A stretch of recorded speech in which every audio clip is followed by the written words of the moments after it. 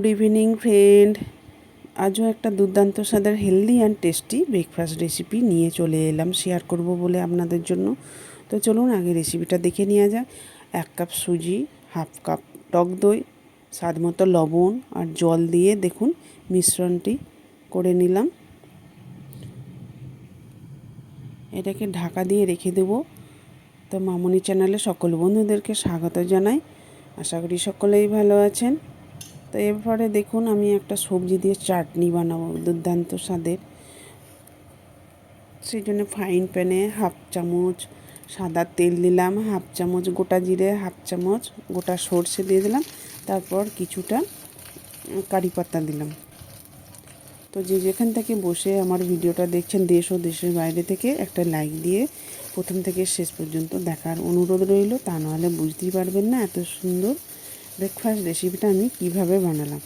এরপর দেখতেই পেলেন একটা ছোট সাইজের বেগুন ছোট ছোট করে কেটে রেখেছিলাম, সেটা দিয়ে দিলাম। তারপর কিছুটা লাউ ছোট ছোট করে কেটে রেখেছিলাম, সেটাও দিয়ে দিলাম। এরপর পেঁয়াজ দেখতে পেলেন একটু বড় বড় করে কেটে রেখেছিলাম, সেটাও দিয়ে দিলাম।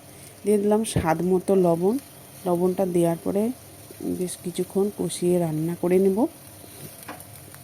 এটাকে ঢাকা দিয়ে রেখে দেব। ততক্ষণে আমি মিক্সিং জারে দেখুন একটু মশলা বানিয়ে নেব। দিয়েছি নারকেল কোড়ানো আগে থেকেই, হাফ কাপের মতো হবে। আর দেখতেই পেলেন লঙ্কাগুলোকে জলের মধ্যে ভিজিয়ে রেখেছিলাম, আর তেঁতুলটাও জলের মধ্যে ভিজিয়ে রেখেছিলাম। এরপর ওই জলটাই এর মধ্যে দিয়ে আমি এটাকে পেস্ট করে নেব। দেখতে পাচ্ছেন আমার পেস্ট করা হয়ে গেছে। এরপর এটাকে এই সবজির মধ্যে দিয়ে দেব।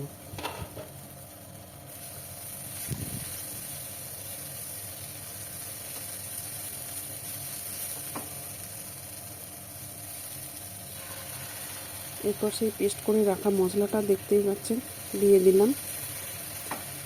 আঁচটা লো টু মিডিয়াম আঁচে রেখে কিছুক্ষণ কষিয়ে রান্না করতে থাকবো। সামান্য জল দিয়ে দিলাম। এরপর শুকনো মশলার মধ্যে আছে জিরে, হলুদ আর লঙ্কা গুঁড়ো।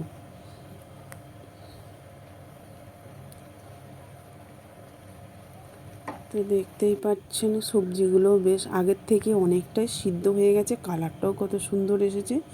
আর 1 চামচের মতো গুড় দিলাম।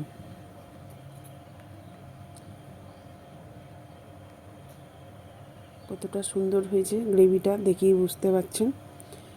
স্বাদ হয়েছিল কিন্তু দুর্দান্ত। বাড়িতে অবশ্যই আপনারাও বানিয়ে দেখুন, ঠকবেন না। তো যারা আমার ইউটিউব চ্যানেল থেকে দেখছেন একটা সাবস্ক্রাইব করে পাশে থাকবেন, পাশে থাকা বেল বাটনটি অল করে রাখবেন, তাহলে আমার নতুন নতুন রেসিপি ছাড়ার সাথে সাথে সবার আগে আপনার কাছে পৌঁছে যাবে। এরপর ধনে পাতা কিছুটা দিয়ে নামিয়ে নিলাম। এরপর যে সুজি দিয়ে ব্যাটারটা মাখিয়ে রেখেছিলাম সেটাতে সামান্য বেকিং সোডা দিয়ে দিলাম, জল দিয়ে এটাকে আবারও বেশ পাতলা মতো করে মাখিয়ে নিলাম। টাইট হয়ে গিয়েছিল, তো খুব বেশি পাতলা করলেও হবে না, খুব টাইট থাকলেও হবে না। দেখতেই পাচ্ছেন মিক্সচারের ঘনত্বটা কীরকম। এরপর ফ্রাইং প্যান দেখুন বসিয়ে দিলাম, আঁচটা একদম লো আঁচে রাখতে হবে। সাদা তেল দিয়ে দিলাম।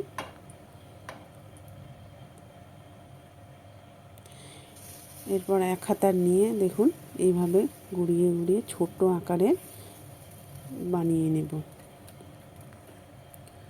তো আবারও একটা দিয়ে দিলাম।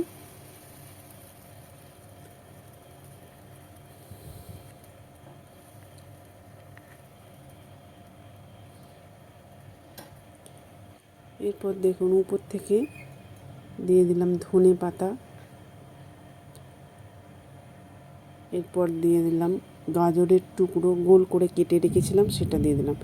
এরপর দিয়ে দিলাম কারি পাতা। দেখতে কতটা সুন্দর লাগছে না। এরপর এটাকে ঢাকা দিয়ে রেখে দেব। সব সিদ্ধ হয়ে যাবে বেশ ভালো মতো। পিঠাটাও দেখতে পাচ্ছেন কতটা সুন্দর হয়েছে। এটা কাঁচা বেলাতেই পাতা আর গাজর এগুলো দিতে হবে, পিঠাটা সিদ্ধ হয়ে গেলে কিন্তু দেওয়া যাবে না। তো দেখতেই পাচ্ছেন এরপর সেই চাটনিটা দিয়ে গরম গরম পরিবেশন করুন। বাড়িতে একবার হলেও অবশ্যই আপনারা বানিয়ে দেখুন, কেমন হলো কমেন্ট করে জানাতে ভুলবেন না। আর ভালো যদি লেগে থাকে লাইক কমেন্ট শেয়ার করে দেবেন। আমাদের বাড়ির লোকের তো খুব পছন্দ হয়েছিল। ভিডিওটা শেষ পর্যন্ত দেখা